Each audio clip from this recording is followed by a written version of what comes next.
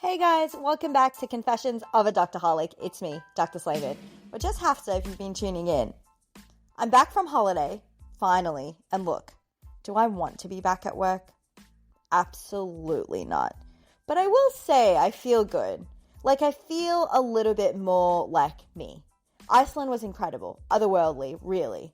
But now I'm back in the hospital, back in scrubs, and this week I'm on minimally invasive surgery. Basically, that means we are doing things like placing PEG tubes for patients who can't eat on their own, sometimes for nutrition, sometimes for venting. It's one of those services where the procedure seems small, but the impact can be quite large.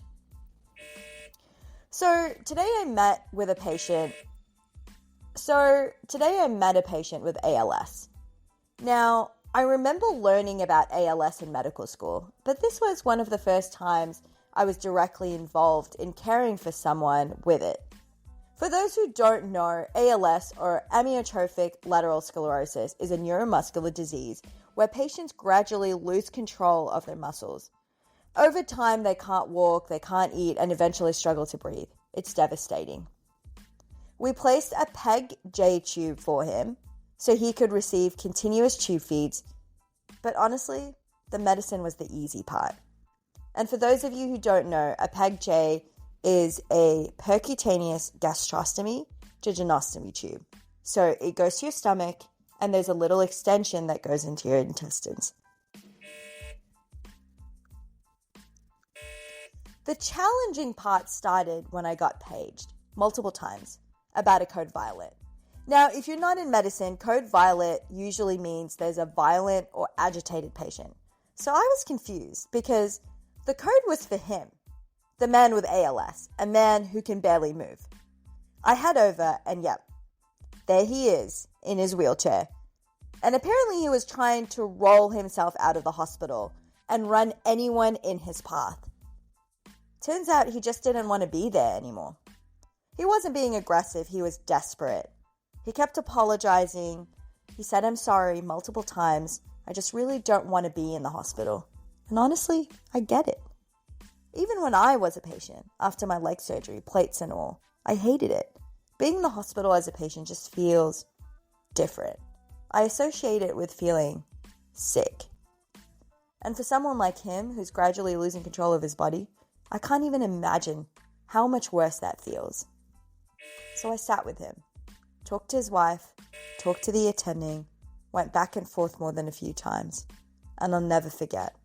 I told him, if you leave and aspirate or can't tolerate the feeds, it could kill you. And he looked at me dead in the eye and said, "I understand, but I still do not want to be here." That moment hit hard because part of me agreed with him. He wasn't just being stubborn, he was making a conscious decision about his quality of life.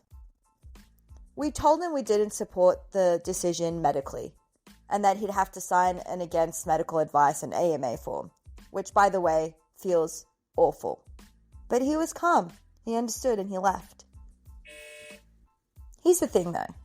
Patients who sign AMA often don't get medications or a discharge summary when they go home. I think that's a serious flaw in the system. It feels like a deterrent more than a safety net. My attending said something that stuck with me. He told me, "When I was in your level, I used to take AMA discharges personally, like I'd failed the patient. But it's not a failure. You do your best, then you advocate to get them where they need to be after they leave." And we did. We reached out to neurology, looped in dietitians, worked on outpatient respiratory support, because if he's going to make that choice, we at least have to support him in the best way possible. Oh, and here's a funny little moment to end on. Later that day, my senior tells me, "Hey, you know that code violet from earlier? Everyone was freaking out. But when I called the nurses, they just said, 'Don't worry, the fellow is here.'" The fellow, aka me. So yeah, I guess I've been promoted. Fake it till you make it, right?